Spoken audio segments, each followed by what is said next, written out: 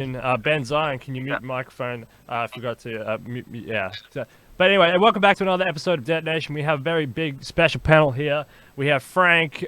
Frank is a long-time longevity advocate, a long-time advocate of the USCP, and he's a fan essentially. Mr. Taylor, you're a candidate. All the best with your campaign. I'm going to get back to you ASAP to get a quick update on that. Dr. Dan, a very loyal follow here at Detonation, been on the show many times. We always enjoy your presence. Thank you, Dr. Dan, for turning up. And of course, Ben Zion, who's sitting there on the wing, and he's obviously a candidate as well. Thanks for returning after our spiel with Paul Spiegel. That was a fantastic talk that we just concluded moments ago. So thank you everybody for turning up. So the framework of this debate is the transhumanist politics and how it's going to advance across America and across the world.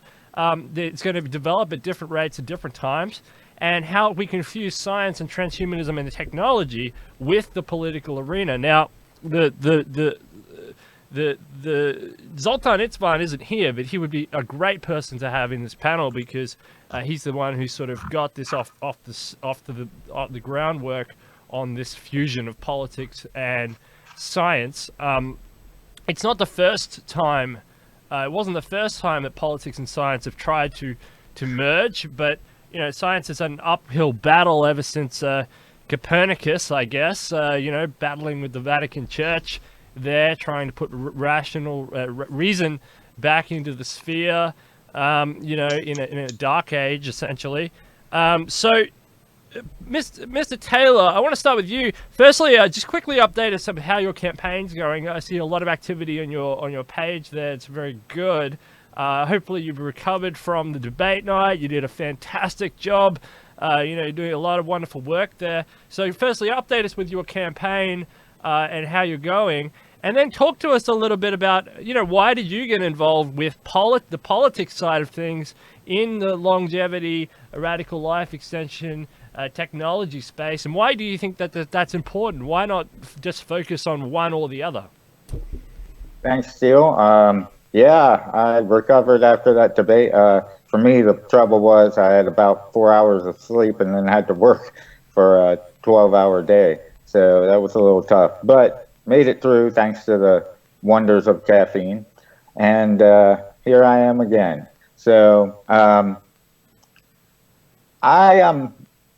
wanted to get involved with the politics side of this because I wanted to sort of bring the message of transhumanism to as many people as possible. And I think that that's the goal that most of us who are running have, really. Because we think that we are the best option to try to bring the transhumanist party and transhumanism and all of the ideals thereof, all of the dreams thereof to the most people, to the public. I mean, I've been saying since I was a child, I've been saying that we're going to be able to live forever because it wasn't that long ago that life expectancy was much lower than it is today.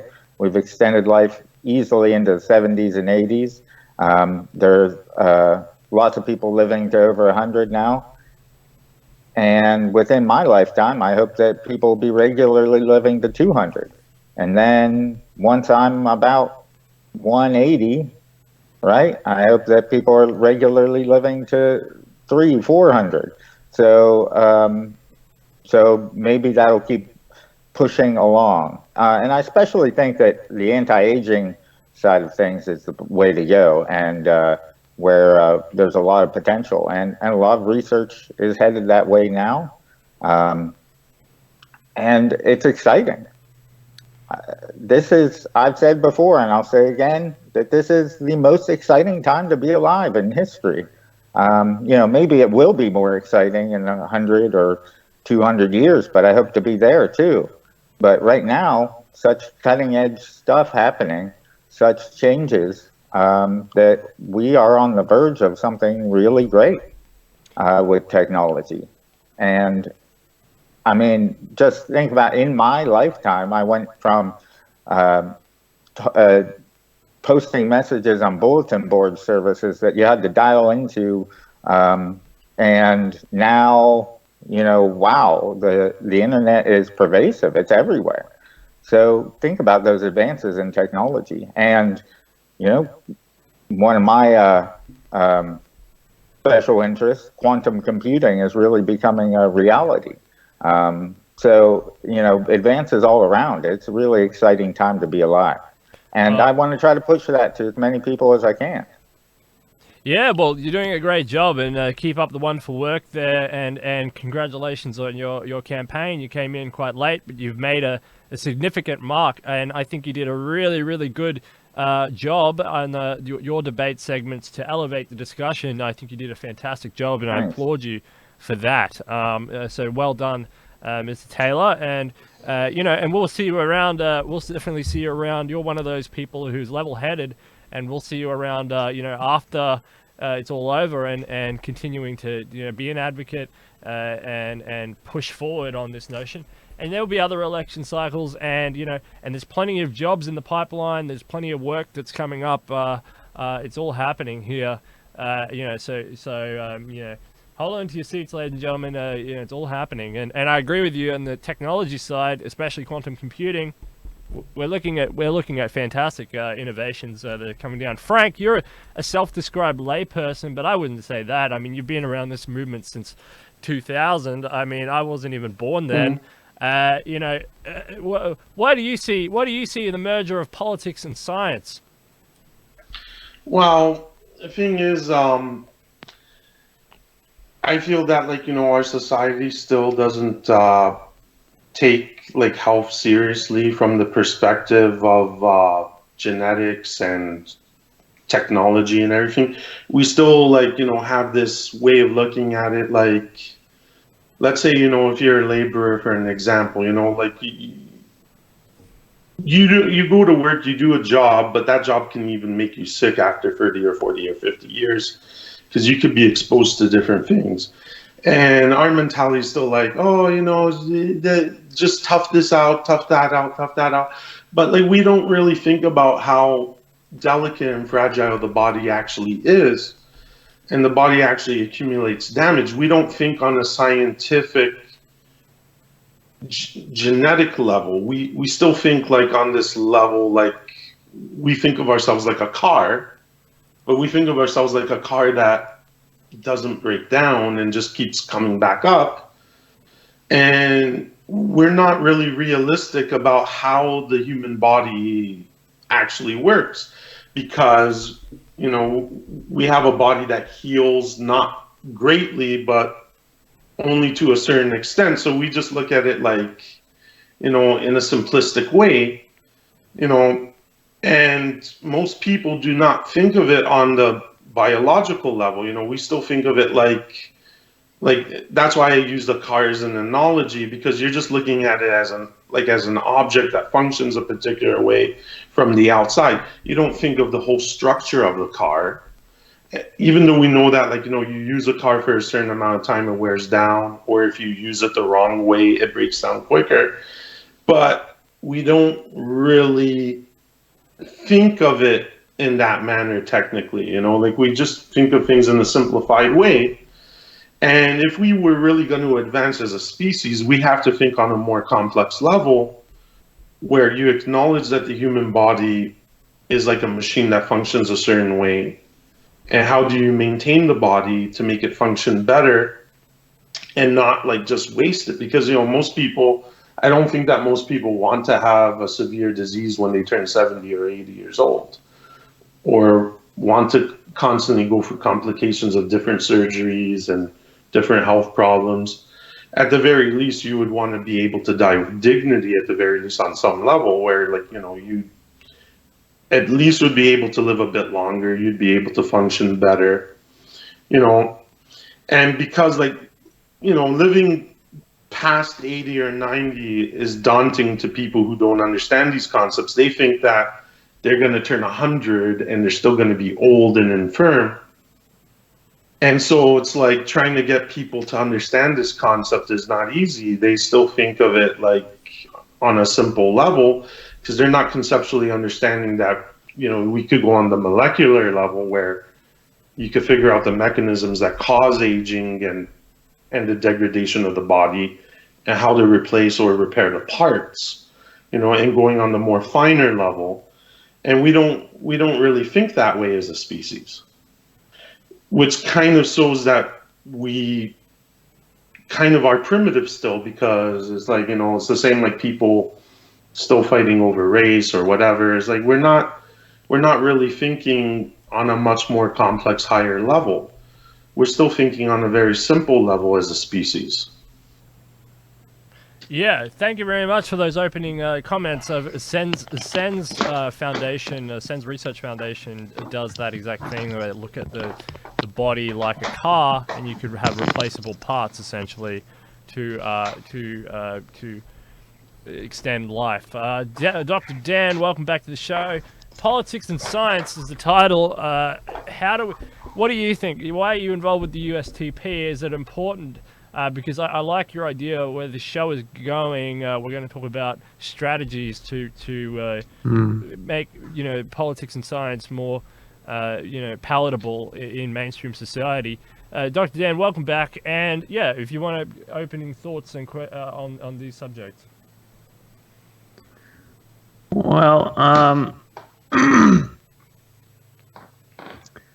I think that politics and science are compatible, but the problem is that the politicians don't really listen to the scientists.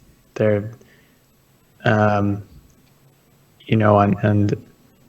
major issues that are going to affect all of us, like global warming and existential risks.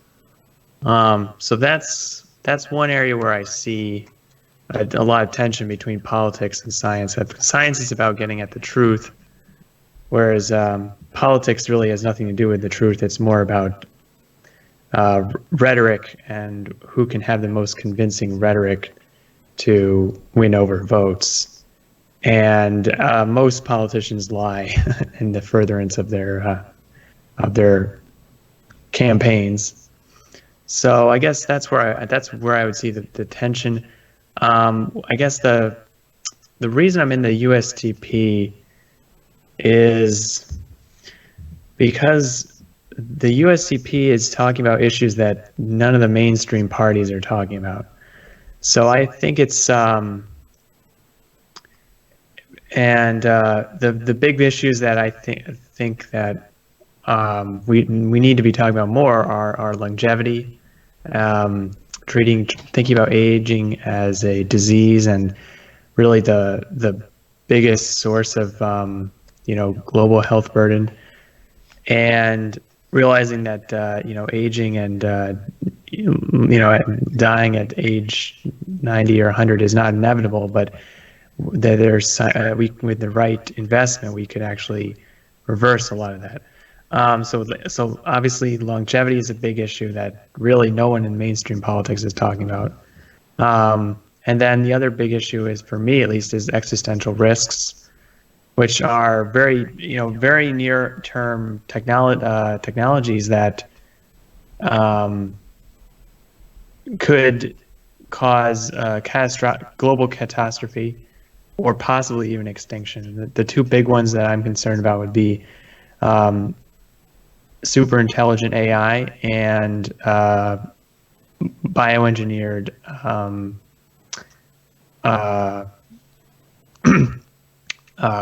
viruses. So genetically engineered superbugs or superviruses. And those are really scary things, and we need to be those. The bickering that you hear about in the mainstream media about, who said what, and like the president's latest dumb tweet or whatnot. That's all like just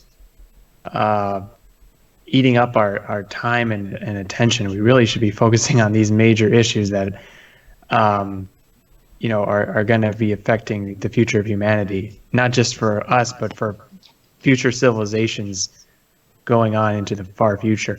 So that's what I joined the USTP because I want there to be more discussion of those important issues.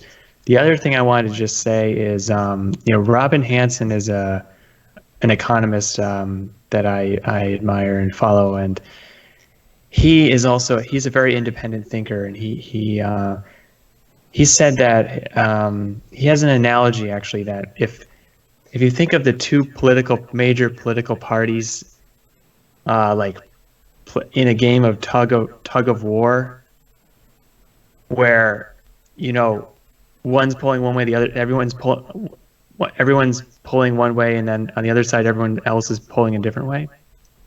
Well, his point is, if you join that struggle, you're going to have very little effect, because your marginal impact is you're just one more person. But then he says, if you can pull on the side, so pull perpendicular, then you can have more impact. And so that's like, if you're talking about something that no one else is talking about, you can have a much bigger impact. And so that's basically why I'm involved in the USDB. I love that. I love that analogy Yeah. of the tug of war, where if you pull perpendicular, you have a more outsized impact. Yes, and it's a great visual metaphor. Yeah, absolutely. And we were casting bets the other day with Gennady Ben-Zion and somebody else, I've just forgotten their name, about when would transhumanism be announced on a debate stage of any sort of relative importance. And we had all different time frames, from 4 to 35 to 2035, 2028, and 2024. So, hopefully we can get this out there so that we will have at least one of those time frames fulfilled, where the word pops up out of the mouth of I mean, it's one thing for Andrew Yang to say it, on a show. It's another thing for them to say it on the debate stage. It's a completely different arrangement, and that's what we're pushing for. Ben-Zion, welcome back to the platform. You can unmute your mic now. Thanks for muting that microphone to be a champion. Look, Ben, politics, you're a salesperson for this. Politics and science, USTP, all of it. Let's go. Why is it a good thing? Yes. Well, I want to say that other someone on that panel was Ira Pastor. Oh, yeah. And Ira, you want to definitely check out the Idea Me channel. This is Ira himself, and this channel is an incredible fount of knowledge about life extension.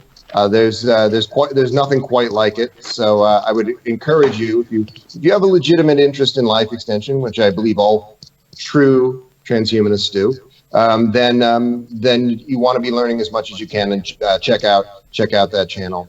And a moment ago, Dr. Dan was talking a little bit about existential risks, some of which deriving from advanced algorithms, and also in the same breath talking about life extension moments before. And I think that's important to see that juxtaposition there, because none of these things are happening without particular kinds of techno progress, and advanced algorithms are the drivers of 21st century progress. And nobody is really a better poised to describe that relationship than Dr. Dan, being a data scientist at the National Institutes of Health. So I'm honored to be in such great company, and I'm honored to be working towards these political ends. It's not a bad word to talk about politics. There's good things that we can do as organizing in this way.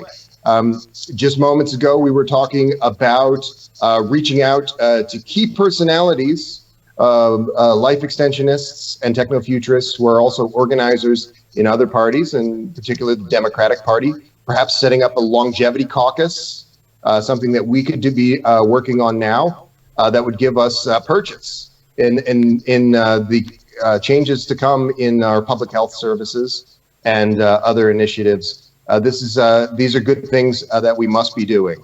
And there's many other things that we can be doing, strategizing for how to maximize this impact. In 2 weeks, some ranking officers in the United States Transhumanist Party will be coming back on this show to do a similar show, but be talking about more specific initiatives of this kind.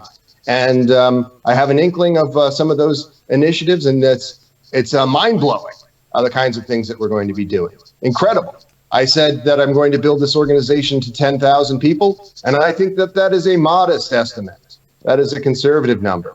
The things that we're going to be doing in the course of this campaign, and we don't know what the outcome of this, as you mentioned, of this primary will be, but we do know that the people who are doing this good work on the side of the angels, I'd be lucky enough to just be one of these people continuing to contribute in this way.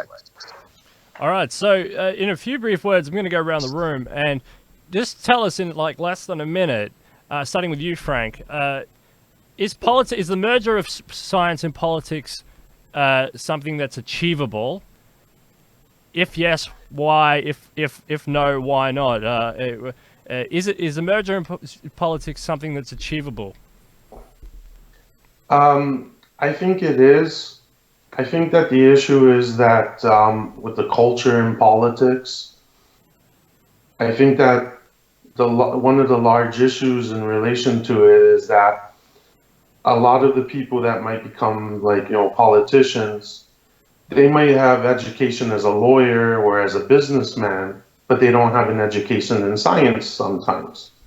So then it's like, to them, it's like, they're going to see issues of business or finance or political, social issues that they value as more important, or even like the idea of the issue that sometimes it's rhetoric or that they lie, could be based on if you're a politician in an area where the majority of people are more highly religious or might have certain types of beliefs, you can see how certain political parties might gravitate towards a specific platform, so that way they get voted in and they think, oh, this is the platform that gets us voted, so they cater to that and they sell that idea. But if you notice, a large amount of politics seems to always revolve around people who are only business minded, and being business minded is not bad, but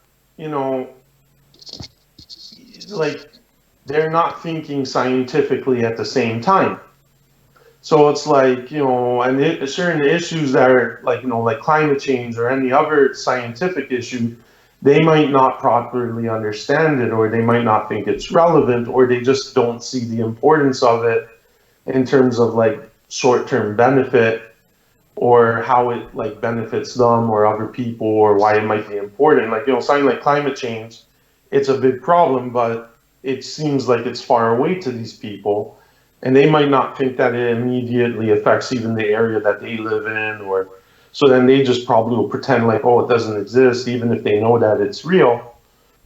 And I think that a large issue of this is because they're coming from a social cultural side where everything is more about business and whatever. And so science is not culturally important to them. They don't think of it on that level.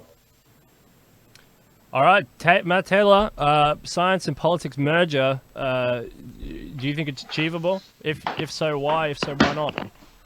Yeah, I think it's already happening. I mean, we see an unprecedented level of communication right now with our elected officials because of technology, and we're also seeing electronic voting machines that are possibly headed towards something that I know Mr. Ben Zion would like to see, a blockchain-supported voting method that could be done online.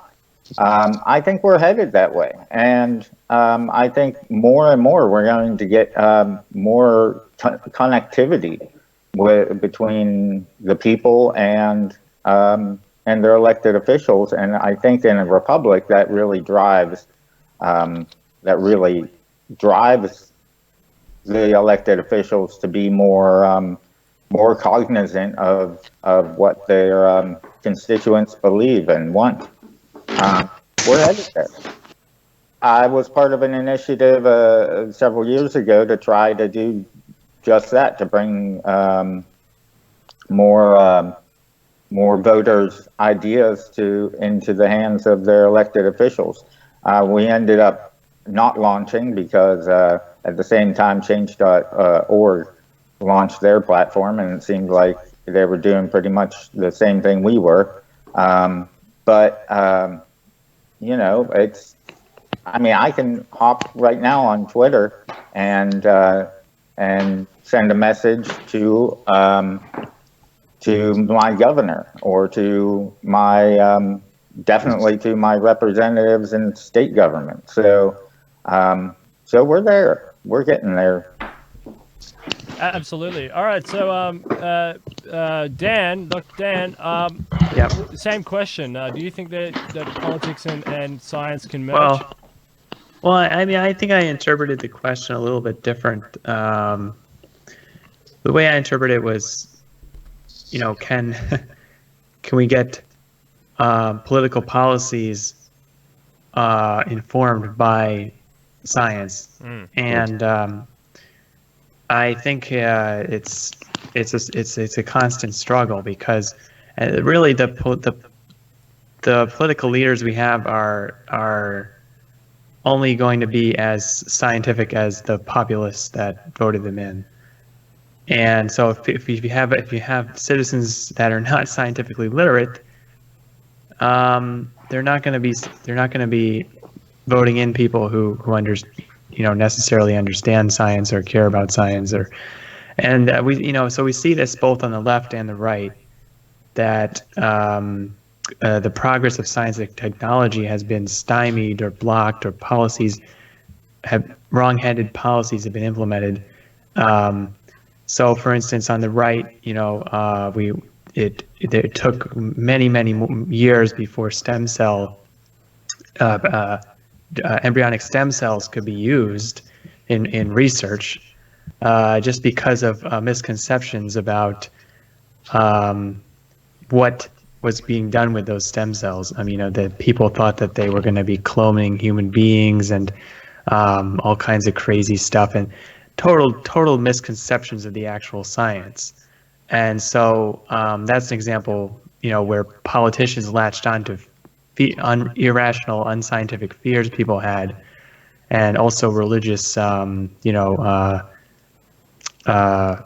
of stuff to block the progress of science. Now, on the left, what we see now is anti-GMO rhetoric. We see a lot of fear-mongering about GMOs being dangerous, when all the science actually says that GMOs are 100% safe. There's no GMO, genetically modified organism that's ever been shown to be harmful.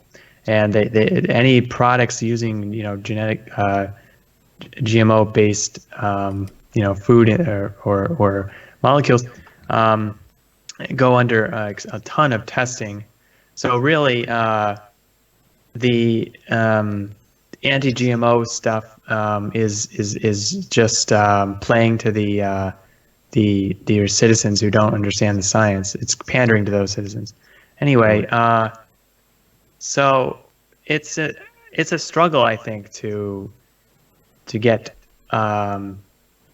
both the voters informed on what the science is, and get the politicians to care as well.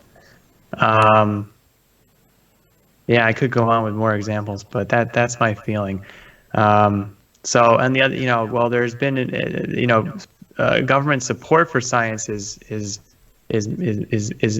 another issue we could talk about as well.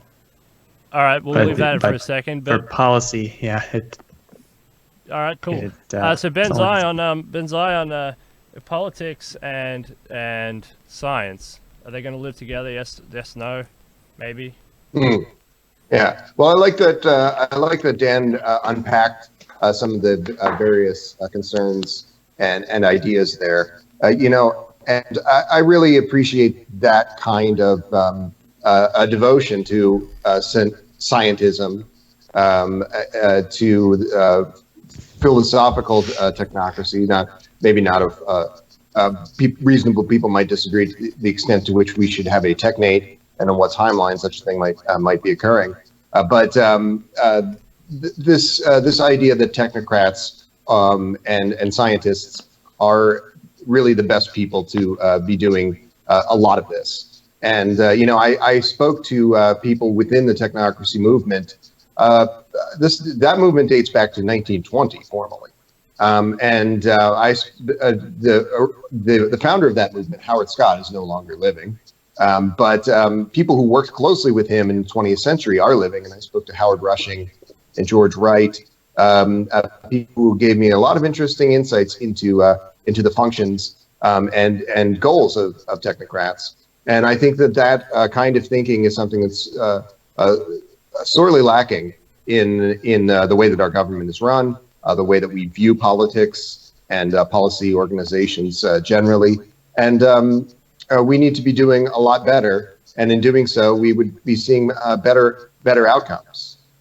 We would not be seeing a stalemate, congressional stalemate after congressional stalemate. We would not be seeing infighting over a lot of comical business. We would not be seeing wedge issues becoming the organizing principle of policy to distract from any humane economic policies, to distract from research and so forth. Good things. This is our political system is literally, it's just it's a sideshow, and we need to be able to articulate those the ways in which that system is flawed, and have the political will to fix them. It's no mean feat. The actors who have imposed that system upon us, men like Charles Koch and his many fine friends, those people are incredibly influential. They've created a system where one person does not receive one vote, in effect, where corporatists receive many times the voting power effectively, and to some degree that's why we now have someone like Trump, because these kind of actors are able to almost entirely negate the democratic process. All right, Ben. While you're speaking, yes. Can you tell us, because I'm gonna switch up the order and go back the other way. The USTP specifically, what are some strategies that the USTP can engage in to energize a political base? Because the USTP is part of a growing global infrastructure of political organizations within the field of transhumanism. What are some strategies that the USTP and other transhumanist organizations can do to grow their support in the political arena, which is an advocacy arm of science, reason, and methodical processes of logic and empiricism? Yes. Well, I've said this before, that the USTP is a small organization, but in some ways we have an outsized presence on the world stage. People are intrigued by this idea of transhumanism. They're intrigued by ideas around futurism generally, and so they look to us to see what we are doing and what we have to say about future trends and so forth. We also have other things working in our favor, the World Transhumanist organizers and other transhumanist parties and other parties in other parts of the world.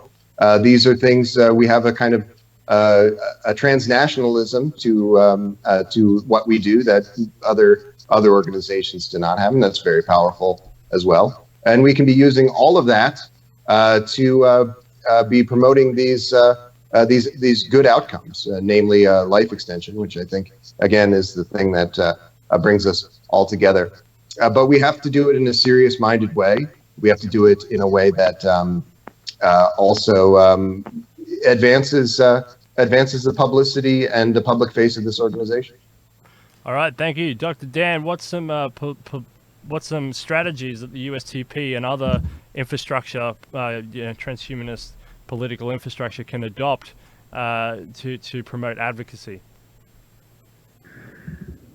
Well, it's a question I don't actually have a real concrete answer to, but I think we can draw inspiration from what Zoltan Isvan achieved in his bus trip, the immortality bus. But I think that I don't think we're I think we're not going to do that. We're not going to do that, copy that exact same thing, but I think we need to do some kind of spectacle. And also, move off of social media into the real world. Try to engage with influential people. I'm lucky to be here in D.C., where the FDA is right down the road. Maybe we could go talk to some people there and find out, if maybe what's stopping them from loosening the restrictions on licensing and approving anti-aging treatment. What's the holdup? What's the delay?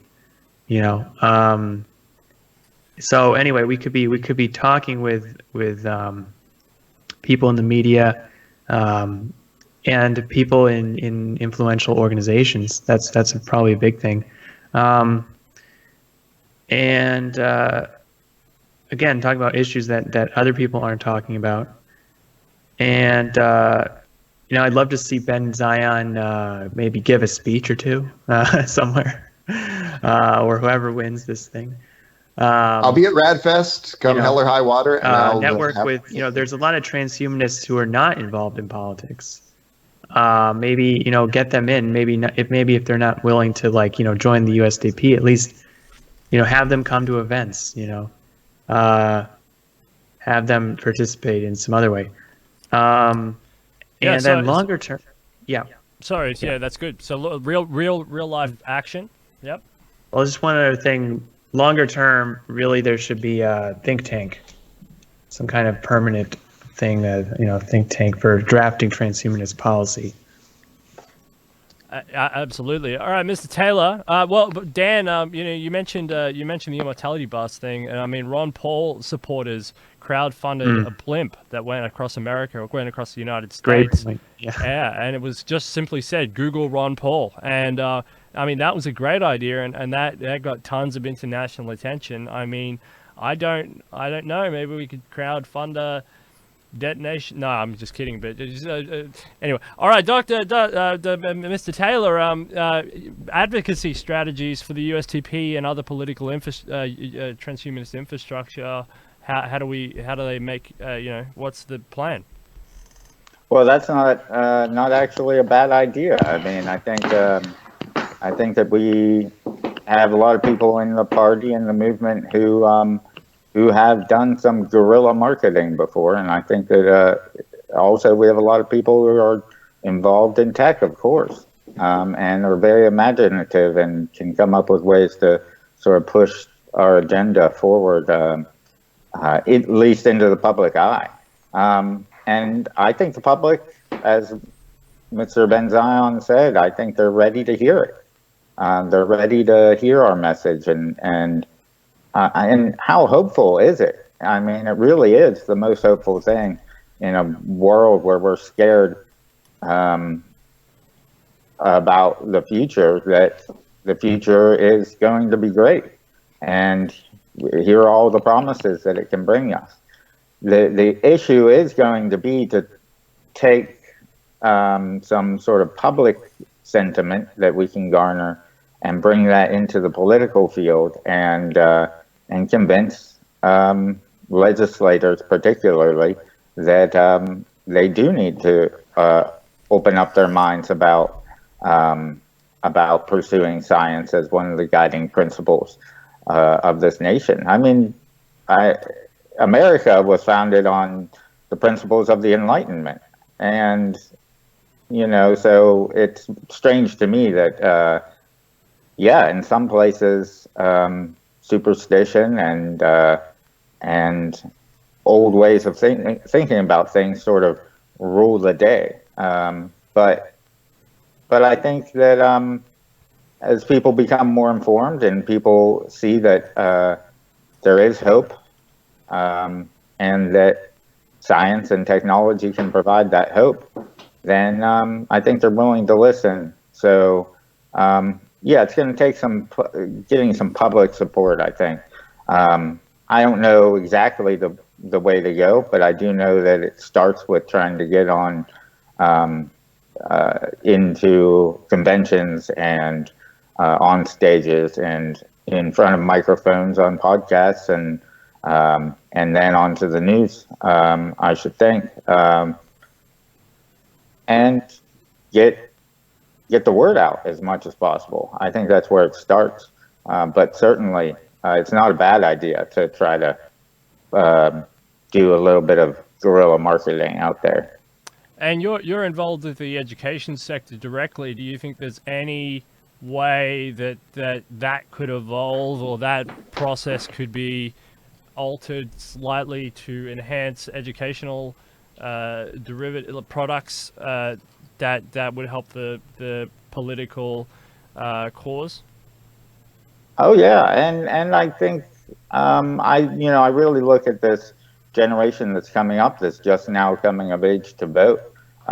They are more in tune with technology. They are more willing to listen to scientific reasoning, and they want technology. And I was just talking with some of my students just yesterday about life extension, and they were really hopeful that they can maybe live to see more and more of the future. So I think that this generation coming up, that it is something they can really get excited about. Yeah, that's really interesting to hear, because the world in general is a more positive place, despite what we hear, especially to do with war and disease and stuff. A lot of it has been eliminated. It is a more positive place. And if people are talking, younger people are talking about, I mean, we've seen the global warming, school walkouts and that, which you would have been directly affected by or impacted by, I think, because it was a global thing. But if a generation is saying that they want to live longer because they see a generally positive future, as opposed to as opposed to, oh no, there's nothing worth living for, why don't we all just drop off the edge? That to me is a signal that there is people with ideas in their heads that they want to talk about this stuff. They just might not be sure that those topics are out there. That's positive news. Frank, you're someone on the outside looking in. Essentially, that's what you said. What would you like to see? As an advocacy campaign or some sort of strategy, so that more people who are just passively interested can hear the message, can hear the voice. What do you see? Well, I was just thinking about the fact that, I remember that there was an article that was published several years ago that was talking about how the number of elderly actually outpopulate the number of people that are young or being born. And they were basically saying how when all these people get put into old folks' homes, the massive amount of cost that it would take to take care of these people. Now, the thing is that transhumanism is positing that we can deal with problems that would allow these people to still be able to be healthy, so they could take care of themselves and they wouldn't have to go to an old folks' home. A person wouldn't become infirm to the point where they couldn't take care of themselves, or they won't get something like Alzheimer's or dementia eventually once we can cure those things. And the thing is that if you have more of your population that's elderly, right, and you have to pay to have all these people put under care, that's actually probably more costly than having a healthcare system to take care of these people when they get sick, but they get healthy enough that they can go back home and take care of themselves. And, they're not becoming a burden on the system where you have tons of people all in one place. And the thing is that a lot of healthcare people, they think that if you can cure all the diseases, that their jobs are gone. Even for an example, I worked in transit and we have Wheel-Trans, and those people think that if you can get a guy to walk, who is crippled, he doesn't have a job. And some of the caregivers, they think the same way too, in the hospitals and the nurses and doctors too, even sometimes have they might have a better understanding of human anatomy and medicine and biology than most people, and they probably know more than I would about those things, but they're not always sometimes up to date with all the latest discoveries. And, you know, like, let's say for an example, medication is something that, like, you know, they sponsor this medicine or that.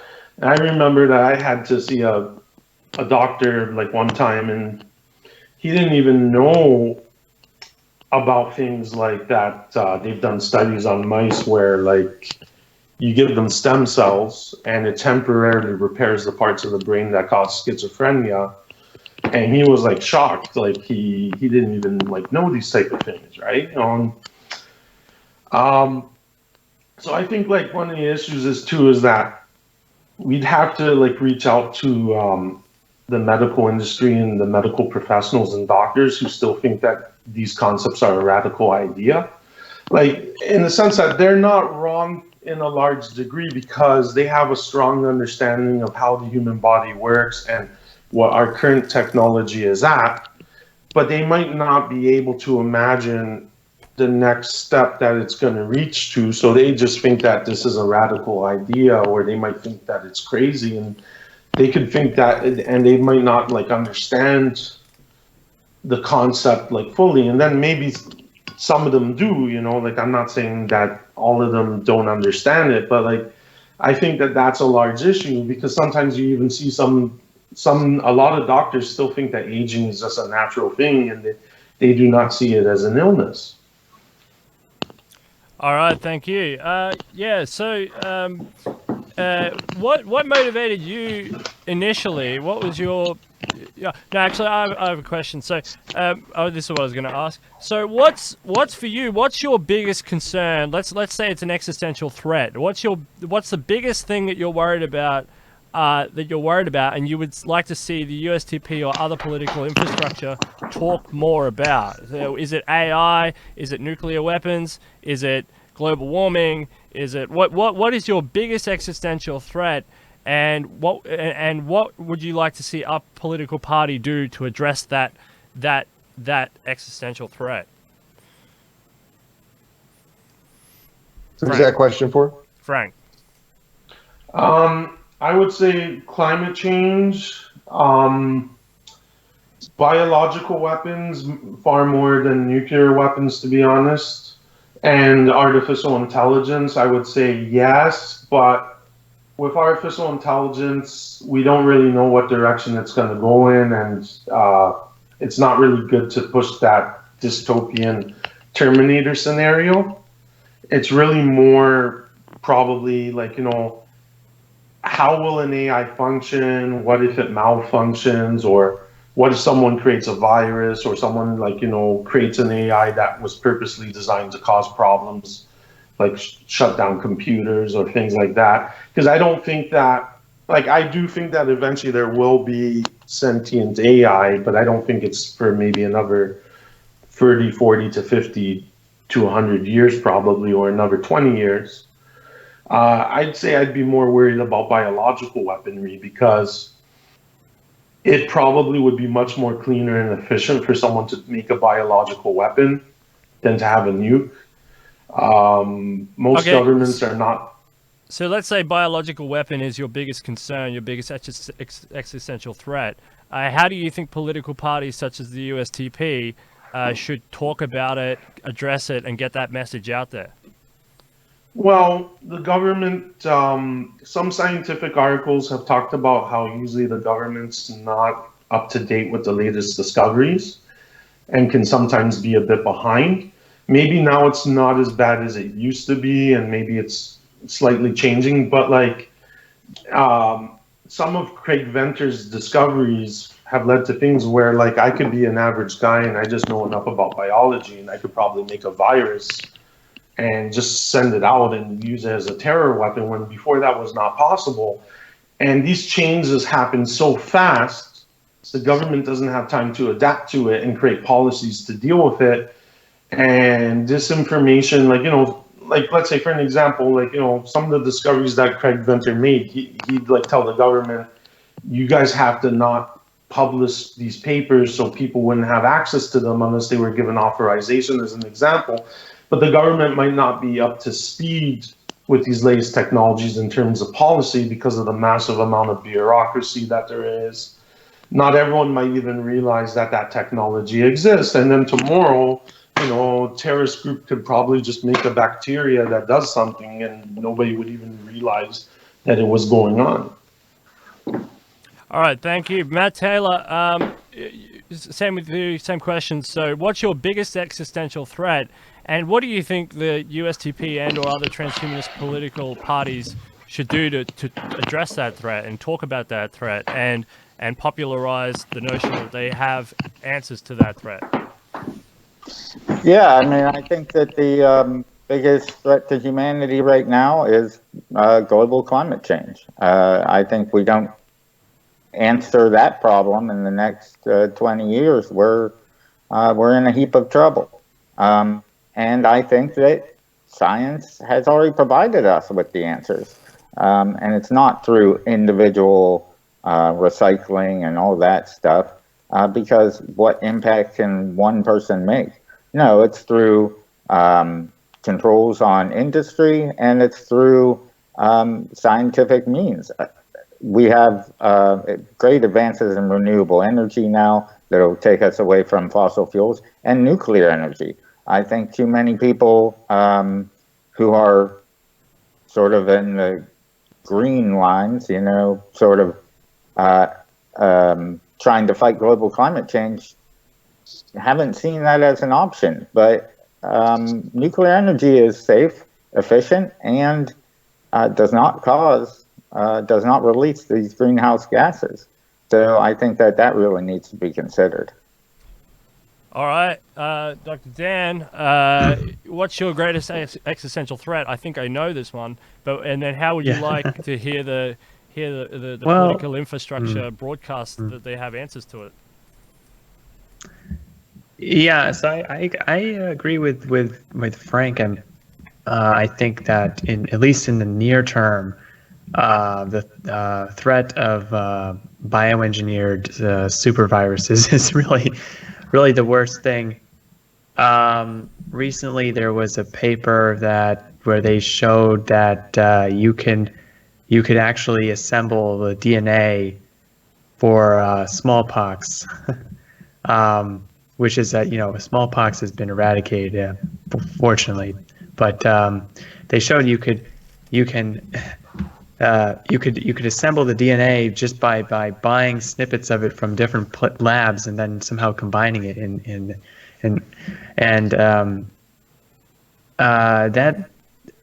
that is pretty scary, and I imagine most of you guys have heard of CRISPR-Cas. That's a gene editing technology which really doesn't involve a lot of specialized equipment. You basically just need some chemicals. And so anyone with a little bit of know-how can do it in basically a garage. I think there's some guy in California who's doing gene editing in his garage. And so I think we need to be seriously thinking about these technologies. We need to be thinking about info hazards, which means actually there should be regulations preventing scientists from publishing things like DNA sequences for extremely deadly viruses. What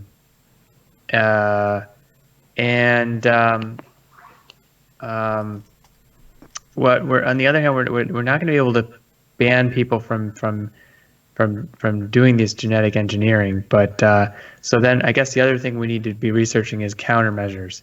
DARPA is actually funding research into how to quickly produce vaccines.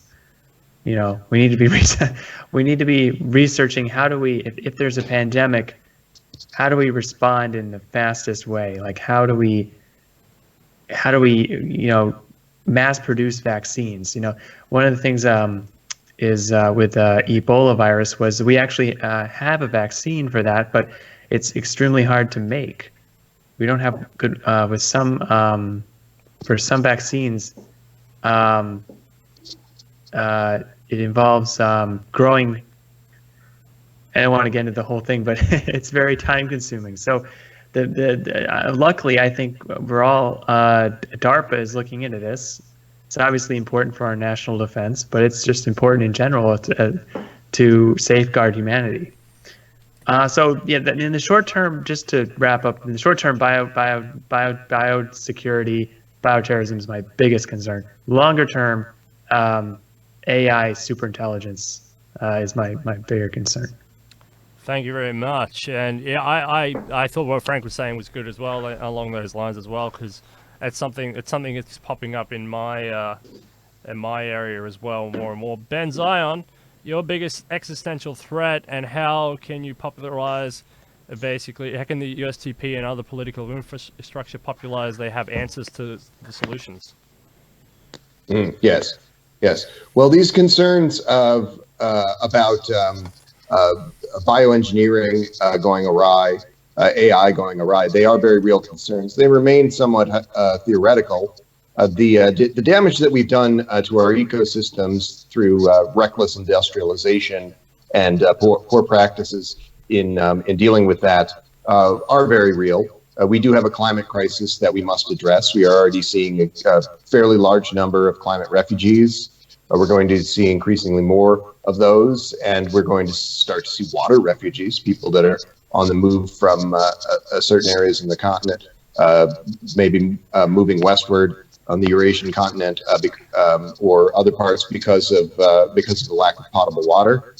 This is a very serious concern. We have to do what we can to address this. I think these protest actions they raise awareness. And my feeling is that if you are disgruntled at the prospect of some protest action, you are effectively giving up your own right to complain or protest. You should, whatever your feelings, you should be somewhat supportive of protest culture. It's a great driver of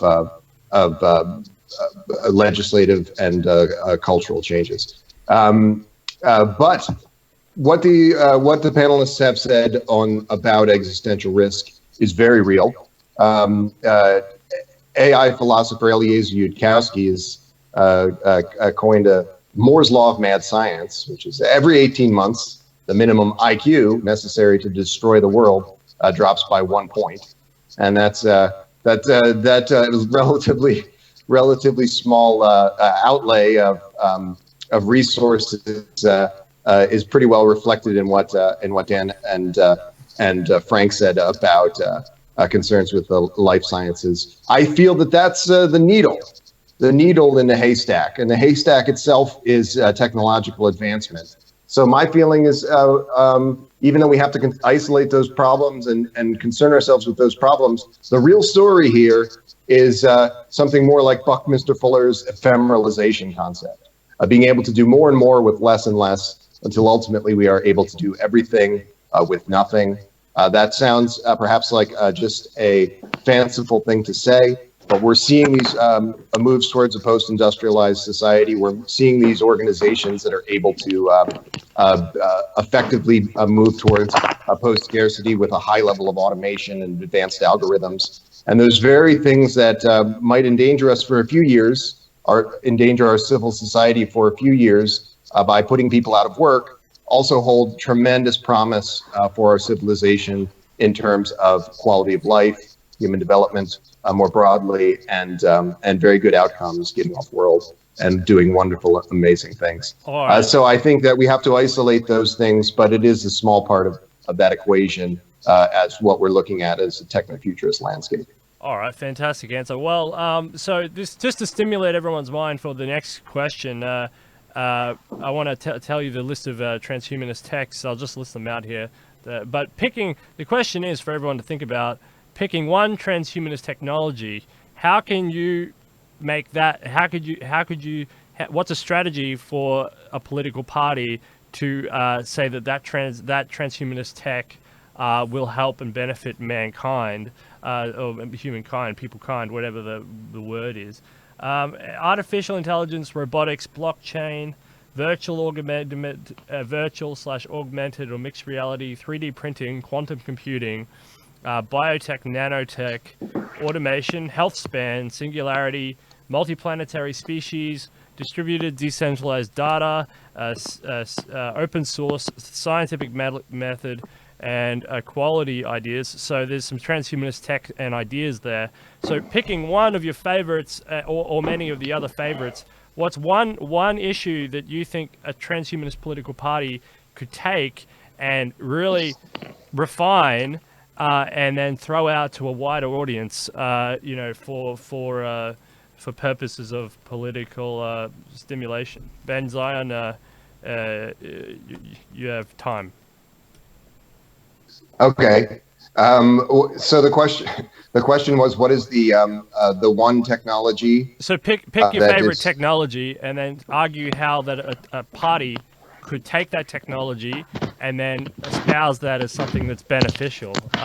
So, for example, my answer would be, narrow AI is fantastic. The USTP could show all the benefits already that narrow AI has given humanity. For all of the efficiencies that it's done. And what they could do is they could stand out the front of Google with a sign that's saying, "I love narrow AI," for example. It's a silly example, but it's an answer. Yeah. Well, I do think that narrow AI is kind of the best sort of building out a multiplicity of narrow AI applications is a good way to approach this sort of thing. Advanced people know that I am a life extension person through and through, but everybody also recognizes that advanced algorithms are the path to all of these things, and it's the first discussion that we should be having. There are people who are very well regarded in these communities who want to spend a great deal of money on reverse engineering the human mind at this juncture. I think that efforts of this kind are wrongheaded in a few ways, in terms of resources, in terms of an overly great concern with creating consciousness, which I don't really think is actually a thing. So what we should be doing, I think, is using those resources to build out a great multitude of applications with narrow AI.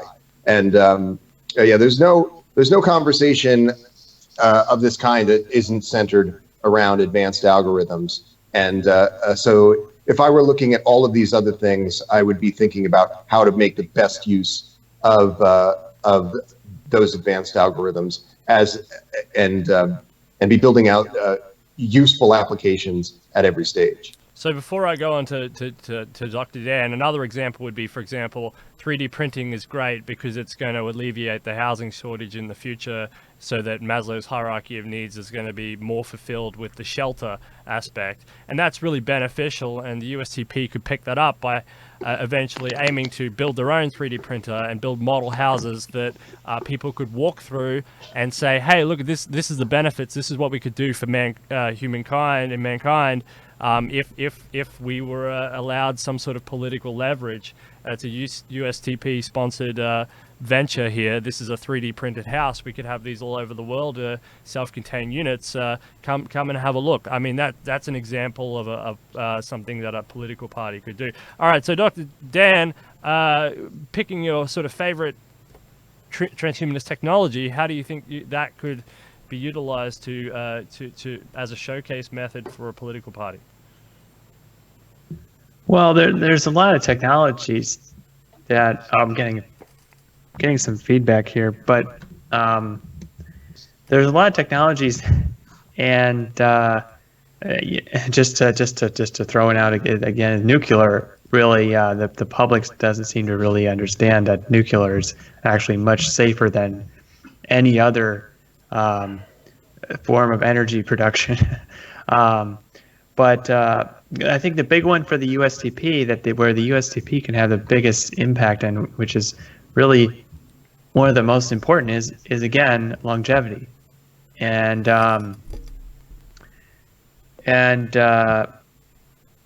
we need to break through this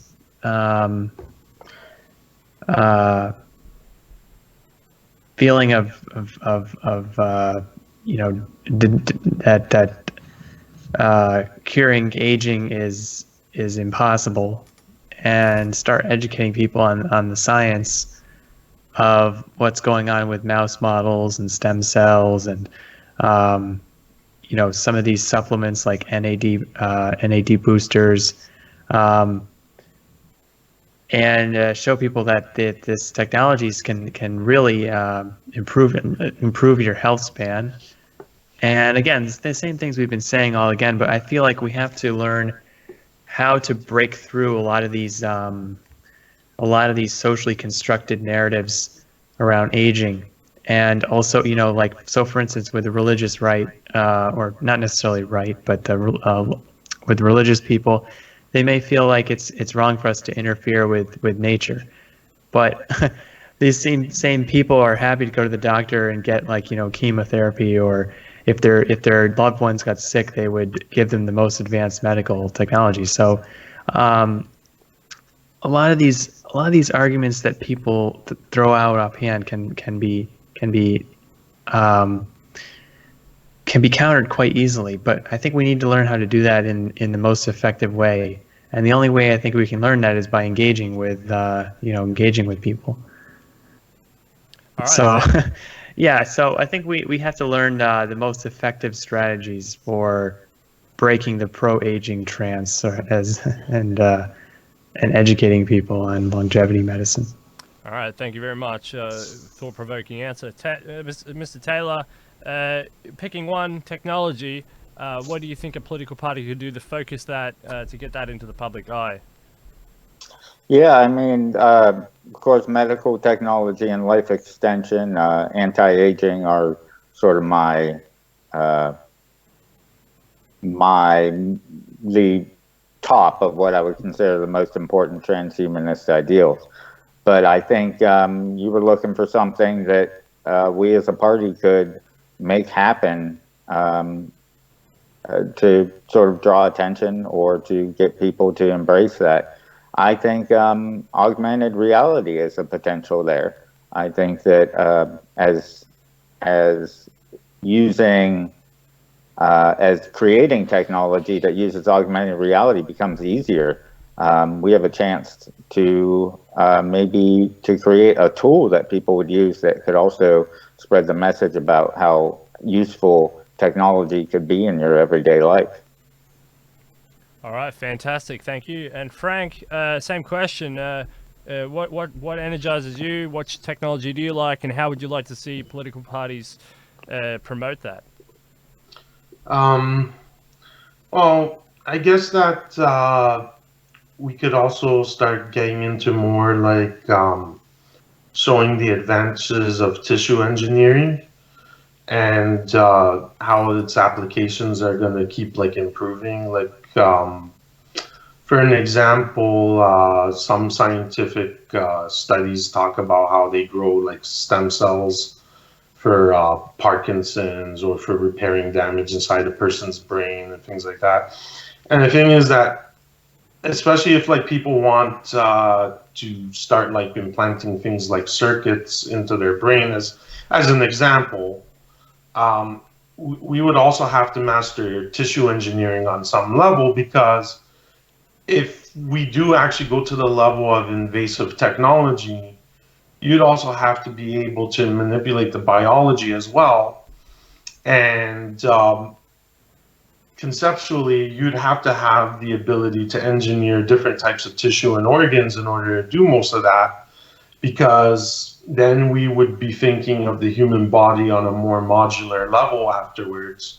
Like if I'm, for an example, you know, probably preferably if something like Musk's Neuralink becomes public, it's probably going to become a non-invasive technology that you interface with. But if there was a more like complex version that's invasive, they have to cut you open. There has to also be a guarantee that they can repair parts of the brain, because, you know, there's a risk in putting a circuit inside a person's skull, right? Like there's more than one thing to consider. Also, like, you know, if you can engineer tissue, you can also redesign parts of the body to function differently so they can correlate better with a mechanical implant. All right, that's great. So what I wanted to move to next is, Frank, you can launch off on this. Where do you see? So we're talking about this, the theme is science and politics, and where would you like to see transhumanist politics going in the future? Is there an end point? Is there a goal? Or is it just meaningless dribble? Or are we trying to change something? Are we trying to do what we were talking about in just a previous show? Are we trying to create transhumania? Or are we just generally trying to wake people up? Or are we trying to implement policy? Or are we trying to push this to international treaties? Or are we trying to get it more embedded into the education system? Or are we trying to form trade agreements? I mean, what is the goal? I mean, what's the point of politics if we don't have some sort of set goal? Where would you like to see the political infrastructure sort of focus into the future, and any outcomes and objectives you would like to see either achieved or pushed for?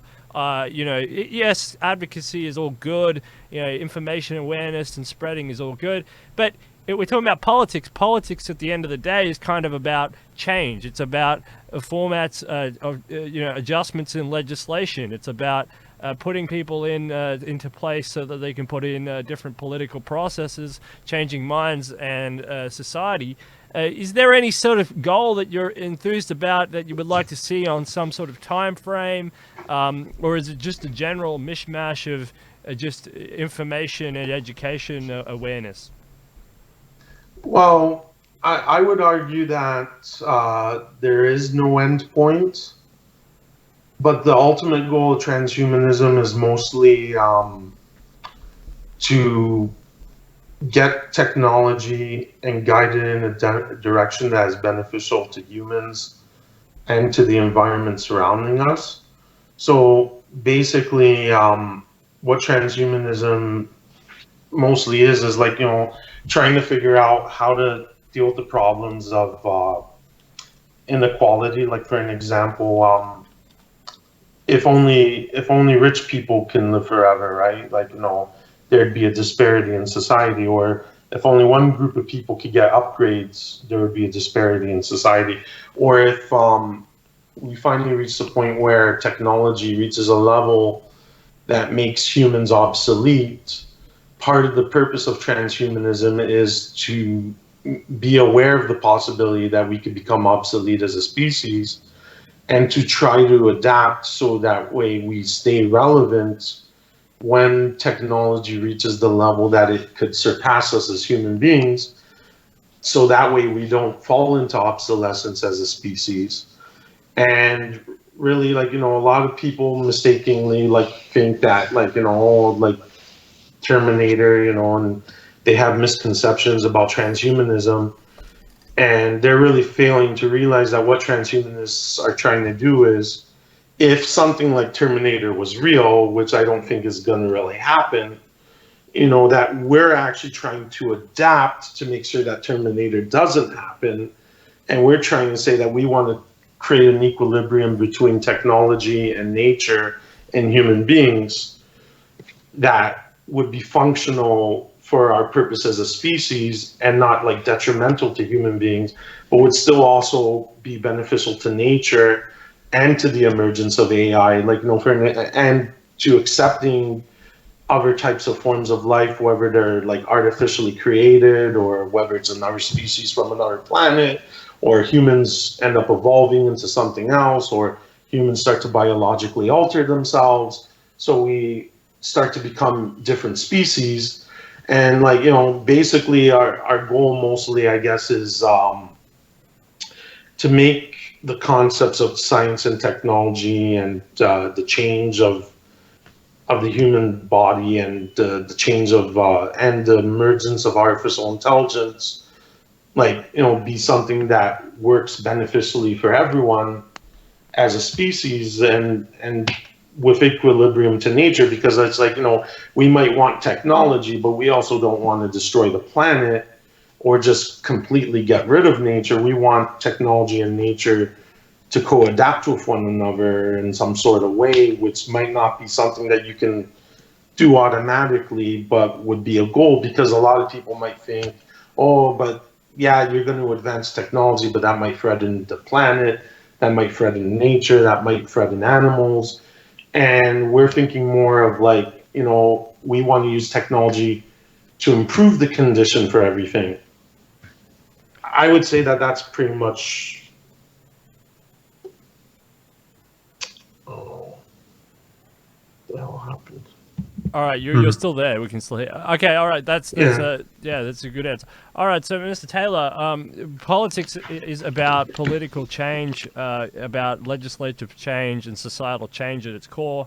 What's some objectives in the short, medium, or long term that you would like to see these political parties aiming for? What's some of these objectives? What is the objectives? Sure. Well, we talked already about how we'd like to see more policy decisions made based on science and real knowledge, rather than just tradition or just sort of knee-jerk reaction to things. I think there's real potential for us to make inroads there. I think we'd like to see that the policy makers in these particular, especially those making decisions about technology and the way that the regulations on technology and on tech companies and on medical technology, that they're really on top of things, and that they're really people who are knowledgeable and capable of making the right decisions. I mean, who was the senator who said that the internet was a series of tubes? Yeah. Ted Stevens. He had no clue, and yet he was in charge of making policy decisions about technology. That's just ridiculous. We need people who can actually understand things, making those decisions. And so I think as a party, we can push for some change there, and really lean on the people making those decisions about who's on what committee and those sorts of things, to maybe pick the right people, and also for organizations like the FDA. I think we'd all like to see rational decisions being made there about what process medical technology needs to go through in order to be approved or even tested. I mean, it's hard to get your medicine even tested in this country. So it'd be great if we could move to a more rational basis for those types of decisions. Yeah, I'm so happy you mentioned the FDA in there, because that's I was gonna work that out of one of you for that answer. And it's funny you mentioned Ted Stevens, because it reminded me of a Paul Krugman quote, which said he said this in 2000. He said this: the growth of the internet will slow drastically as the flow of quote unquote Metcalfe's law, which states that the number of potential connections in a network is proportional to the square of the number of participants becomes apparent. Most people have nothing to say to each other! Exclamation marks. By 2005 or so, it will become clear that the internet's impact on the economy has been no greater than the fax machines. I mean, come on, these people are nuts. All right, thank you very much. I'm glad you mentioned the FDA and the Dr. Dan. Same question. What do you think? What do you think about the objectives of political, like the Transhumanist Party? Do they short, medium, or long-term objectives? What can they push for? Can they push for at least one change? Yeah, so I've been trying to think, what the low-hanging fruit is. I think more comprehensive right to try legislation is probably pretty low hanging, especially with a more kind of because there would be support from conservatives who want to just get the reduce regulations and get the government off the hands of corporations. I'd like to see, this isn't really a transhumanist thing in particular, but some kind of meaningful action on climate change. As personally, I think Citizens Climate Lobby has one of the best plans that, in the sense of being the most, practical. They want to do a carbon fee and dividend. But as far as specifically transhumanist things, right to try legislation, greater funding for the NIH,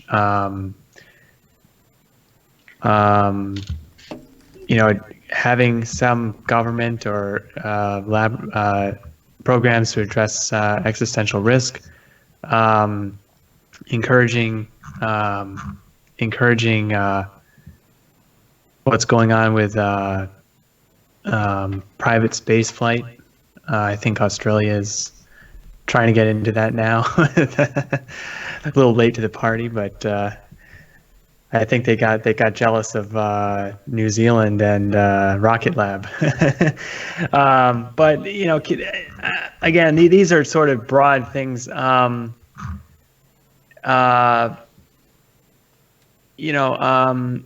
Ensuring morphological freedom is important.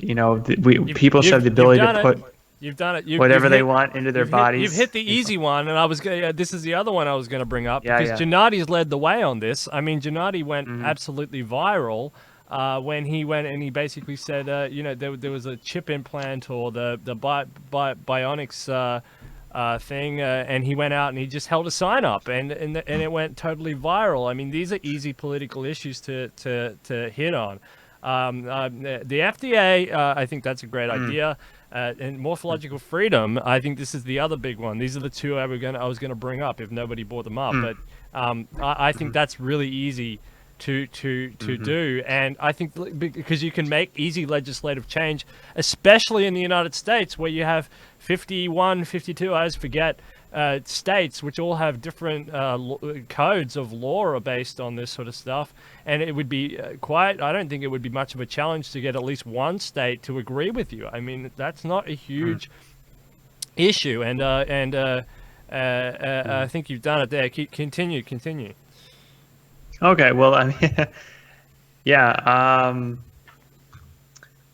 David Kelly is one of the biggest critics of the USTP, and he comes up with a bunch of great ideas that actually concern advocacy of what the USTP could do, and a bunch of formulated policies that they could do at municipal levels. So sometimes it's really good to listen to critics, on these issues. But I think morphological freedom is definitely well done on that one. Ben Zion, actionable objectives for the USTP and other transhumanist political infrastructure to objectives in the near and medium and long future. Yes. Well, I think that the answer here is pretty simple and straightforward. Job one is public health. And whether that takes the form of initiatives like a shining immortalist city on the hill, what we discussed in the last talk with Paul Spiegel, this idea of first having a pilot program for a public health service in a specific market, wherein we are shifting those resources to constant oversight and prevention, personalized medicine, all of the things that we can be doing. We just have the organization and political will to do so. Whether we are moving as an entire country in that direction at the same time, I would like to see that. That's not entirely up to you and I, but I would like to see that very much. It's when people talk about a public health service generally in the United States.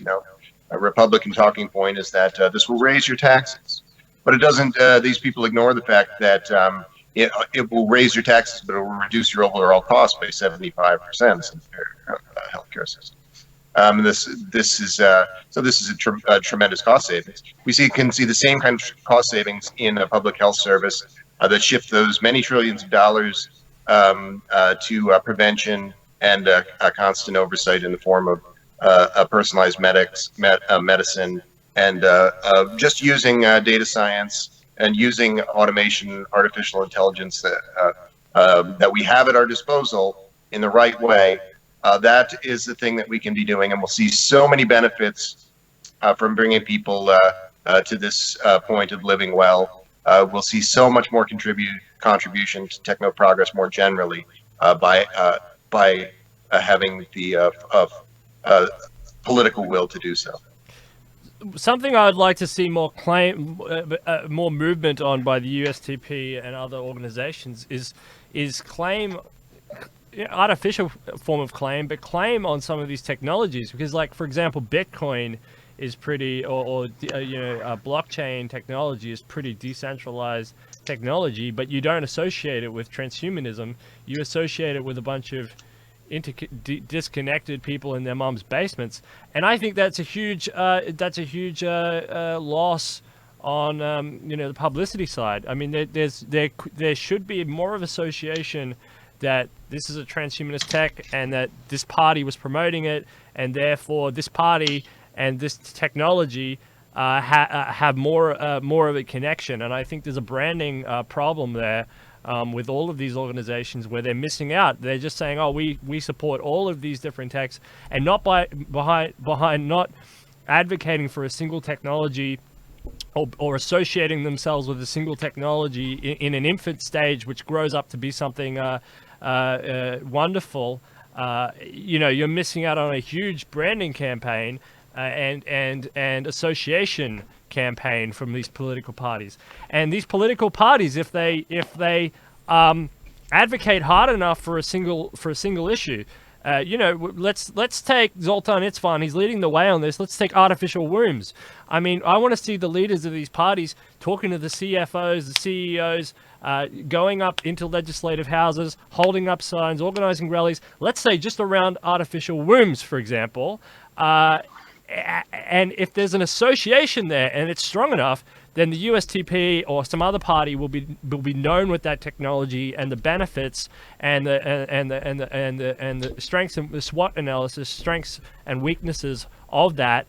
And then, you know what, if it turns out to be a really good thing, that's something in its past. And then you move on to the next one and the next one and your next one. And you actually tie these political parties to some of these techs, and you have ethical considerations around it. But it means what Dr. Dan's talking about. It means getting out there and engaging with the higher ups. It means what Frank's talking about with association, with doctors and people who are in the fields. Why? Because they know. I'm not sure if I agree with Frank so much on these people might not know. I think a lot of these people know about the technologies, but they're not coders. They're doctors, so they just wait for the technologies to come to them. I don't think that. I'm not sure. Yeah, I'm not sure about the whole ignorance thing. Maybe doctors are just people as well. They don't work 24/7. They're not AI. They don't learn 24/7. But I know what he's saying. But you need those connections in those facilities. And I reckon if they tied themselves to a single project and stopped just saying, well, we support. It's not bad. It's not a bad thing to say we support all these range of technologies and ideas. Absolutely, that's great. But there's also nothing I go, oh, the USTP, those the guys who did the artificial wombs thing. Oh yeah, that was really cool. I wonder what else they're doing. It's the USTP. They do a whole bunch of random stuff. It's quite confusing, and they advocate for everything. And it's that's not very exciting. So and also it's kind of like if you advocate for these technologies and this technological change, then you don't really put your money where your mouth is. It's kind of like they're spreading their bets. They're like, oh, we love all technology, but we don't like any technology in particular, which means that they're not really putting their money where their mouth is, and there's no association, so there's no risk there. And then when there's no risk, people don't really get behind it because there's not this history of wow, you know, the USTP, they did really well at the local level by changing this mayor's idea, who then changed this state's idea, and then artificial wombs became legal in this state, or you know, not that that's an issue, but hypothetically, and the UST was tied to that, because other people outside, we're talking about politics, right? Other legislatures and other legislative people and stuff outside will say, hey, hang on, they did that fundamental thing in 2016 where they changed that law. Those guys had the power, had the ability to gather the right people in the right place and change an actual law. Maybe we can utilize them as a resource. And that's how these political institutions grow and take off and develop a sort of demand side politics, rather than just sitting around going, oh, you know, we just sort of love all of these technologies and we hope for the best. They actually have to stand up and put their money where the mouth is and really support something. Firstly, they have to decide what they really want to support. And I appreciate all the panel here coming up with all these different ideas, from everything from life extension to AI to, you know, so you know, think about these questions. What is an existential risk? What are people most concerned about? And what is the biggest technology or idea or transhumanist idea that can mitigate a huge crisis? And if you double down and put your money where your mouth is, and stand and get in coordinated groups and get behind a single project where you can actually would have the resources and the ability to do that, you can become part of the political framework, part of the political fabric, and become known in political circles, which is what you want to achieve. You know, talking about a modalist city on the hill is great. But also, fundamentally, it would be run by a political institution. I mean, the United States is a much better place to start than, say, somewhere like here. Kimberly Forsyth is doing great work in Estonia. You know, so there's ways to do it. But I really think if they get behind a technology or an idea and really ram that one, throw people and resources at that idea and become associated with something that actually changed the political fabric, the demand side from higher people up, is you won't be searching. Okay, so you're not sitting there going, notice us. People will say, hey, in 2016 these guys did something really fundamental that can help my company, my politics, my political party, my country, you know, my agenda. We need these guys on our team, and all we have to do is change their focus from hypothetically artificial wombs to technology X. And I think that's what I wanted to say on that issue. All right, well, I think we'll cut it there, because unless anyone had anything else to say, because I'm not sure how people are for time. Did we want to go on a little bit more, or did we want to end? If you want to end, that's fine. I'm just not sure how people are on time. I just wanted to say that I think you're right. Oh, sorry. So Matt and Ben, you guys are fine. How are you, Dan? I'm okay to go a little longer, but all right. How are you, Frank? I do need to go in probably 15 minutes. How are you, Frank? Well, could I just mention one thing about the artificial womb thing? Sure, go. I think you're right that a controversial issue would be a big talking point. The only issues with like things like artificial womb is that it goes back to why I said that there's no, like, you know, end point. But you're right that you have to have a focused goal, is that it goes into the issue of presenting that technology as a positive thing, because many people have different views on it. Like, I think that artificial wombs are a positive thing, and I think it's also beneficial to both men and women. Some people might not think that artificial wombs are beneficial for women, and some people will say that they are beneficial for women. So a large issue is presentation of why something is good and why it's not bad, and trying to get people to understand why it's a good thing and why it would actually help people. That's like one of the biggest issues. I think that that's the largest thing that that we have to deal with in terms of transhumanism, because of the issue of like people creating misconceptions about certain different technologies or interpreting it in their particular way. Because there might be some women who will think, oh, that will deregulate my role as a, and then other women will think, oh, that's great because now I can work and the child could be born in the artificial womb, and that gives me more liberty and freedom and allows me to maintain a job. And so that would be one big issue with that. All right, Dan, you said you had to go in 15, so you speak next on whatever you wanted to say.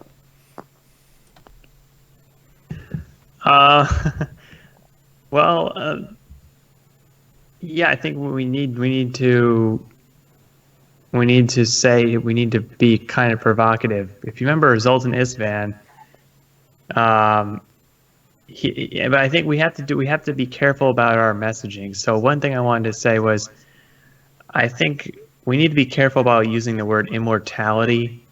Saying like, we need to, talking about immortality, because it sounds very woo. It sounds like almost like a quasi-religious thing. A lot of people think that transhumanism is sort of like a secular cult kind of thing.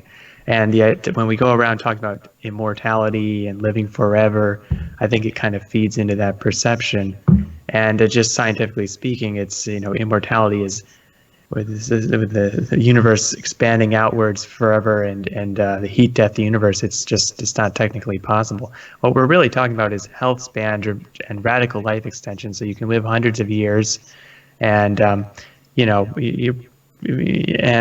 that's what we should be focusing on.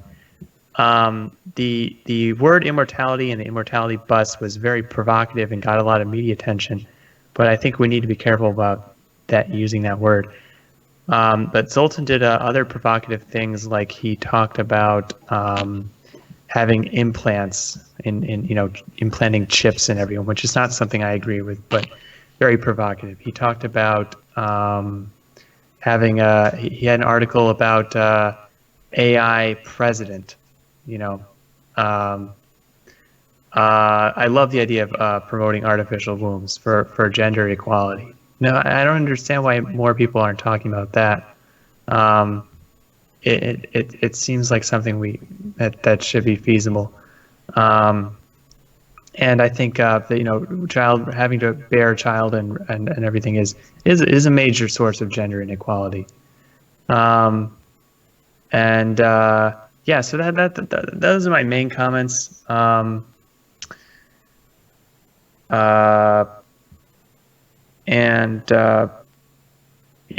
hope we can think of some other interesting technological solutions that other people aren't, necessarily talking about.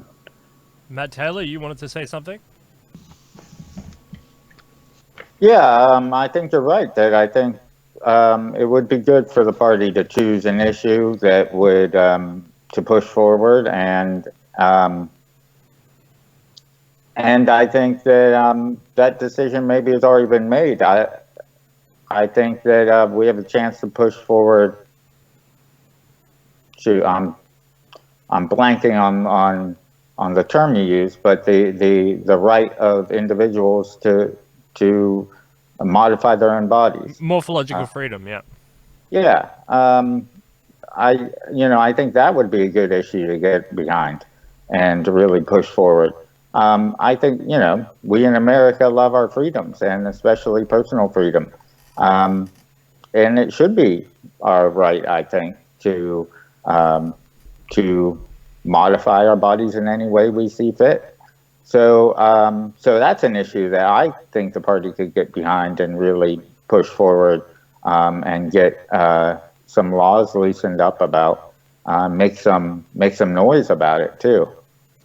Yeah, I see it as simple, quick, easy. You can get the tattoos and the ear piercing people on your side. I mean, I mean, if it, what to, you know, you can get all the libertarians. I mean, it's easy. I mean, it's just sitting there, and I mean, this will be just another thing that the political infrastructure just will miss the boat on when it's right there within grip, within reach. I mean, it's super easy. Ben, you wanted to say something?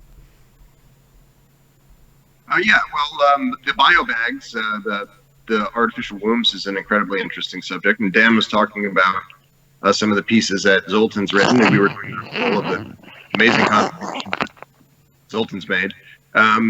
He wrote a piece just less than 2 months ago, also on artificial wombs, which had some interesting ideas there about the very subject of this sort of strategy for techno progress and disrupting these kind of provincial ideas that are intending to inhibit that.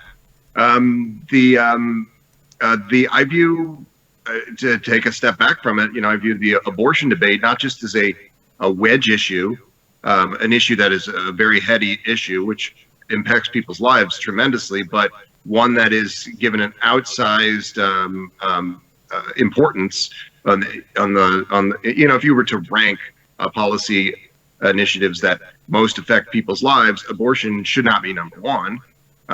It should be things relating to economic policy and other matters, but it is rather number one in the two-party system, and that's a kind of artifice that has allowed that to happen.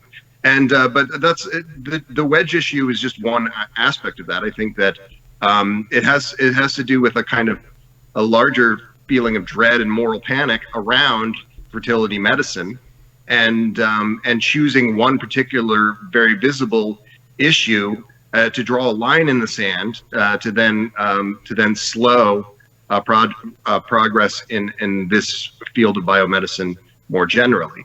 And something like this biobags, artificial wombs, would kind of break up that dysfunction, that cluster of dysfunctional thinking on all of our parts. But it would, in the Arizona Transhumanist Party, Mr. Anthony, the secretary of this organization, and I worked on a program for reaching out to folks who would be interested in artificial womb initiatives. And in thinking about that, sometimes we might be making strange bedfellows. We kind of have to bite our lip and kind of sometimes work with those people because the benefits are tremendous. In the last talk with Paul Spiegel, we were talking about this idea from the Handmaid's Tale, wherein reproduction becomes more difficult and more authoritarian nation states arise out of that difficulty. The opposite is true in the biobag scenario. You would have greater ease and greater choices in this, and so I think you would see greater freedoms. And the main thing I think we want to remember is that we do want to be moving toward those freedoms. If you are a person who calls yourself a libertarian, but you dismiss ideas like e-governance, like decentralization, like digitalization of various kinds of institutions, I really wonder what you are thinking. If you only want to talk about the Fed, or you only want to talk about some austerity talking points, you're a useful idiot for a corporatist.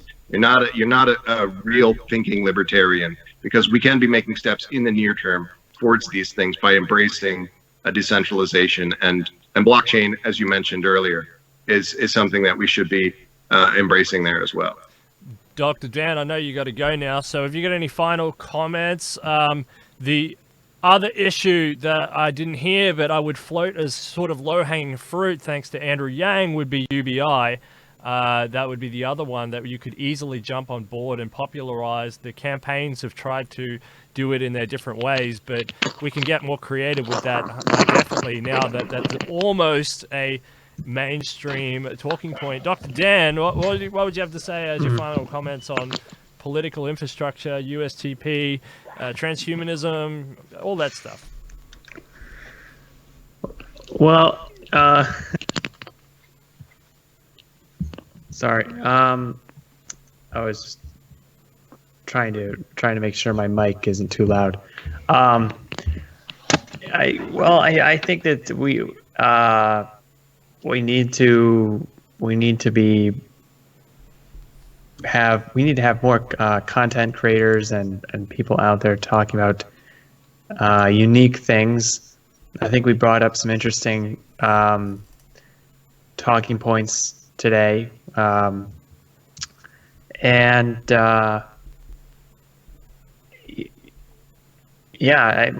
just getting out into the real world, creating more, doing more, and of course leveraging YouTube as well, like we're doing here, to create more content. And I look forward to continuing the discussion, and hopefully once this election is over, we can get together a team to really distribute responsibility and have a collective effort here for the presidential campaign. Oh, yeah, fantastic. And thank you, Dr. Dan, for supporting Detonation. You're fundamental to helping me in my minor way that I can assist in all of this. But your presence here assists me greatly. So thank you for all your talking points, all your time and effort that you take out to come on Detonation and use the Detonation platform to enhance the conversation. This is what I do. I mean, it's not much, but we can give it a go. We all have to give it a go. Mr. Taylor, you have a UBI plan. How could you use that? How could you popularize that? I think that's already becoming a little popular. And of course, we've got the better plan, better than Andrew Yang's plan anyway. My plan is $2,000 per adult per month and $500 per child. And I think that as people start to see that that's a real feasibility, and that it really will help some people pursue their dreams, we start to see that people are getting on board with that. And that might be a train that we can ride. And how would you like to see? And how would you like to see the political infrastructure embrace it? I mean, Andrew Yang's stealing the spotlight, so he's giving that to the Democrat Party. But you don't want that. You want it down here, right? Of course, we got to make a splash. Yeah, we gotta get out there into the news about it. I know that my fellow candidate Rachel Haywire made a slogan a while back promoting the $2,000 UBI. I think that it's possible to get out there into the public eye with that as a plan. All right, Frank, what do you think of UBI, and what do you think political parties such as the USTP could do to promote it? I think it's a good idea, and I think that it could be promoted by showing people how they can get more liberty to do things with it. Like, for an example, if a person has a minimum wage job, they can still go to school part-time, because then they'd have more money. They don't have to struggle as badly as before. Most of the studies have shown that people do not really lose motivation to work when they get a UBI. They tend to become more focused on trying to achieve some of their personal projects.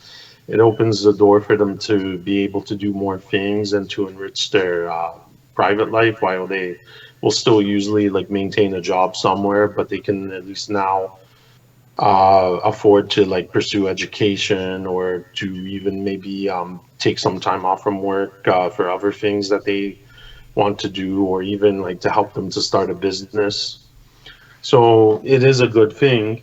And with the fact that a lot of jobs are probably going to become obsolete eventually, it's going to become a necessary thing as well over time. Yeah, and see, the reason I bring up UBI is because UBI is essentially a transhumanist idea that got hijacked by the major parties, and it's just an ongoing. It's just this advocacy campaign where you say I advocate for this and that. it's not enough, because then you have no brand recognition, no name recognition tied to these ideas. So they get scooped up by these major parties and put on someone who's going to end up defunct, like Andrew Yang, because of various reasons, from vote rigging essentially to electoral college to popularity to airtime to a wide range of reasons. But then the Democrats say, well, we already talked about UBI and we were the instigators of the UBI and we are UBI, and so there's another one that's going to end up walking out the door on you. And so essentially you become the Transhumanist Party and all this will just become these other big parties will just freeload off your ideas perpetually as you generate them, and you aren't able to get out there. So you generate these great ideas, and you say, we should do this. No one ends up doing it. There's no brand recognition. There's no real action. And then these big parties will scoop it up, and the cycle will continue where you will invest huge amounts of resources, work, time, effort, labor into essentially just producing it's nothing. And that's not what you want with politics. If we were talking about a brains trust that was producing ideas for a company or for one of these political parties where we're all paid and we're all sitting behind closed doors, I would be talking differently. But this is not what this is about. This is about political infrastructure that wants to promote their ideas, wants to get their ideas out there, wants to popularize these ideas, and not have them script up and put a Democrat or Republican or Libertarian or a Party Z logo on the front and saying, hey, this is our idea, we made this up, here we are, here's a candidate that we can point to in the future and say that we did all the hard work in order to promote this. And that's simply a lie, it's a fraud, it's theft. But what can you do about it? Because if this cycle continues of not having a clear political strategy with clear political objectives, with brand recognition tied around certain ideas, certain concepts, integrating yourself with certain companies and people, this is important. Matt Taylor, you're someone who's a candidate. Ben Zion is very active in saying that he will work with other organizations and other external third parties. Your campaign, what do you think about third parties, and what do you think about working with third parties in general? Do you like the idea? Would you work with Humanity Plus, for example, or Radfest? I mean, or are you an objectionist? So I worry that we continue to dilute our message. As you pointed out, it's sort of all over the place at the moment. But I think that once a candidate is chosen for the USTP to put their backing behind, I think that there's a chance to coalesce with a single message behind a single person. And I worry that if you're, while I don't begrudge these other third parties from trying to do maybe a similar plan as the USTP, the message gets diluted if too many. If you have to take on the plans and the desires of those other parties, and if I'm right, then we'll really, when we have a single person to put all our energy behind, we should need them, and we'll get a little more focus out of that. Yeah, and the primary Steele. Yeah. Sorry, I'm gonna jump out here. I gotta go, but this is really good discussion. And yeah, I hope you guys thank you. continue. Yeah, thank you. Have you got anything else to say, or are you all good? No, I think I said everything, the major points, but I'll check back and listen to the rest later. It was good chatting with. Yeah, we'll only go right, for a few more minutes anyway. Stuff here. So, all right. Thank you. Thank you very much, Dan, and thank you for your hard work. All right, so what I was going to say, we'll only go for a few more minutes anyway, is that the logo, for example, of the US of the caption of the USTP is putting science, health, and technology at the forefront of American politics. What do you guys think about that? Do you think it's too broad, or do you think that's a good subtitle? Whoever wants to speak on that. Why would it be too broad? That it should be more focused on public health, or more focused. What is broad about that? I think that science. Well, I'm asking you. Oh yeah. No, I think it's a great slogan. I think that it really describes what we need to be doing, and again, like our society doesn't put a premium on scientism. It doesn't encourage that sort of thing, and this kind of anti-intellectualism and these other provincial features that doesn't serve for the best way to build a civil society, a high-functioning civil society, with the best kind of human development outcomes. So this message is clear, and it makes clear who we are as transhumanists. It's very common for people. I think even people who have some idea of what transhumanism is, when you say, I'm with the Transhumanist Party, to say, what is that about? If they have some idea of what a transhumanist is. So this kind of slogan is very good for clarifying those goals. And there's nothing terribly controversial about techno-progress. There's nothing terribly controversial about public health endeavors of the kind and that would be achieved in super longevity. So we are on the right side of history, I do believe, and we just need to continue to find ways to make that message resonate with people. Frank, as someone looking in, putting science, health, and technology at the forefront of American politics, do you like that slogan? Yeah, actually, I think it's an excellent slogan. The only thing I'll get into with regards to what you've been saying is that when Zoltan founded the Transhumanist Party, part of his goal was also more to get the ideas out into the public. So it already started as like an official party, but it was also about trying to bring the issue out. And so, like, kind of in a sense, even the issue of politicians adopting the concept of UBI, Zoltan technically achieved a lot of the goals that he wanted to come to the forefront. Then it's like, he stepped down and they opened elections and now it's like, evolving into more of an actual political party and not just a concept of branching out to get people to think about these issues. And so it's true that now probably we have to develop more concepts that are legitimately ours, that would gravitate attention to the party and give it recognition. But at the same time, I feel that our goal was also to bring these concepts into the mainstream. So even if we talk about it and someone takes one of the ideas, we're kind of technically actually doing, in a sense, the work that we wanted, because we want people to realize that these concepts and ideas are relevant and can be done.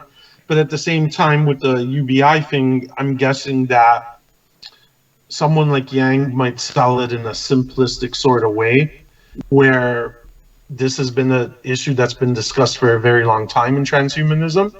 So there can probably be much more genuine, complex ways of how UBI can be presented that the Transhumanist Party could take advantage of to make it unique to the party.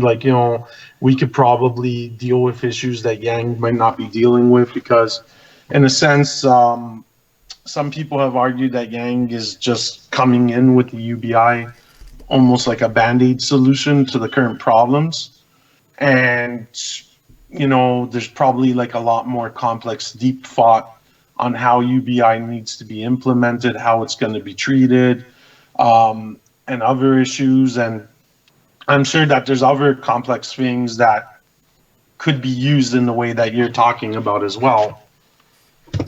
Well, that was a great answer. I really liked that answer. That was awesome. So thank you very much for that. And Mr. Taylor, I can't remember if I asked you, but putting science, health, and technology at the forefront of American politics. Do you like the slogan? Yeah, I like the slogan. I think it really quickly summarizes what the USDP is all about and what transhumanism is about. Unlike Ben Zion, I don't agree that people really know what transhumanism means.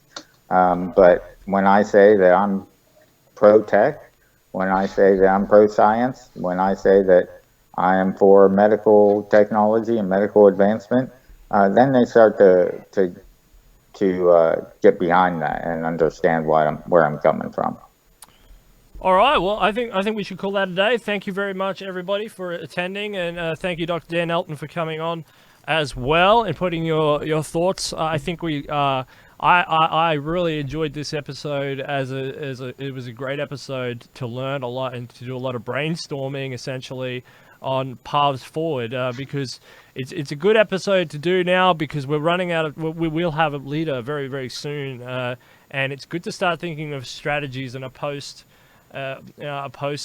campaign world, where we actually have to start playing smart. And Frank, I like your analysis that, you know, there is an advocacy element there, that Zoltan Itzvan founded the party in order to be an advocacy vehicle.